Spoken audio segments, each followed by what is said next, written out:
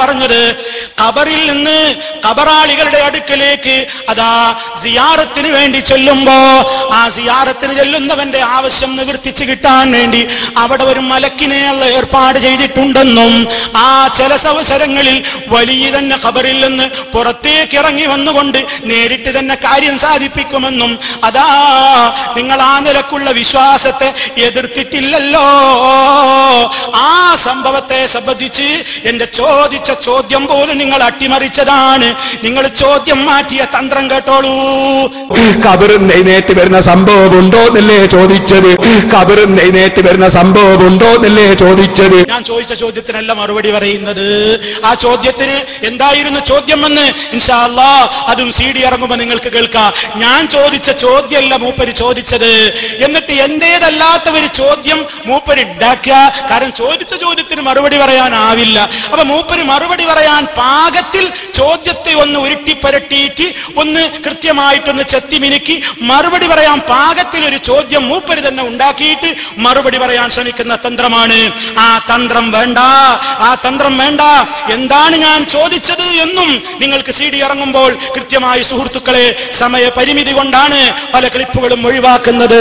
ഇൻഷാ അല്ലാഹ് അതൊക്കെ നിങ്ങൾക്ക് വിശദമായി തന്നെ കേൾക്കാം. ഖബർ സിയാറത്ത് ചെയ്യുന്നവന്റെ ആഗ്രഹം നിറവേറ്റി കൊടുക്കാൻ പലതവണ ഇവിടെ വെച്ചും ചോദിച്ചതാണ്, ഇനിയും ചോദിക്കുകയാണ്. നിങ്ങളുടെ വിശ്വാസം എന്താണ്? ഒരാൾ ഖബർ സിയാറത്തിന് ചെന്നാൽ അയാളുടെ ആഗ്രഹങ്ങൾ നിവർത്തിച്ചു കൊടുക്കാൻ ഖബറിൽ അല്ലാഹു ഒരു മലക്കിനെ ഏർപ്പാട് ചെയ്തിട്ടുണ്ട്.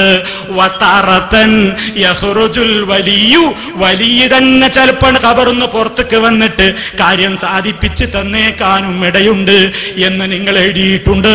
നിങ്ങളുടെ ഹോജമാരി എഴുതിയിട്ടുണ്ട്. പാരമ്പര്യം പറയണേ. ഇത് പഠിപ്പിച്ച റസൂൽ സല്ലല്ലാഹു അലൈഹി വസല്ലമിന്റെ ഹദീസ് വായിക്കൂ. അബ്ദുല്ലാഹി ഇബ്നു ഉമർ റളിയല്ലാഹു അൻഹു അത് റിപ്പോർട്ട് ചെയ്യട്ടെ. ഇമാം നാഫിഉ റിപ്പോർട്ട് ചെയ്യട്ടെ. ഇമാം മാലിക് റഹിമഹുല്ലാഹ് റിപ്പോർട്ട് ചെയ്യട്ടെ. ഷഫീ ഇമാം റിപ്പോർട്ട് ചെയ്യട്ടെ. അങ്ങനെ നിങ്ങളിലേക്ക് ഇങ്ങ് പരമ്പര മുട്ടിക്കൂ. പക്ഷേ തെളിവ് കൊണ്ടുവരാൻ സാധിച്ചിട്ടില്ല. കൊണ്ടുവരണം നിങ്ങൾ തെളിവ്. അതിന് നിങ്ങൾ തെളിവ് തരണം. നിങ്ങൾ ഇന്ന് വരെ തന്നിട്ടില്ല.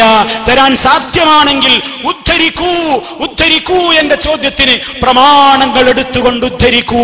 സഹീഹായ പരമ്പരയിലൂടെ ഈ പറയുന്ന ആദർശത്തിനുള്ള തെളിവാണ് നിങ്ങളോട് ചോദിച്ചത്. അതിനുള്ള ഹദീസാണ് ചോദിച്ചത്. അതിന്റെ സനദടക്കം പറയാനാ പറഞ്ഞത്. നിങ്ങൾ പറഞ്ഞിട്ടില്ല. നിങ്ങൾ വേറൊരു കോലത്തിൽ ചോദ്യമുണ്ടാക്കി ഉത്തരം പറയുന്ന തന്ത്രം ഇവിടെ വേണ്ട.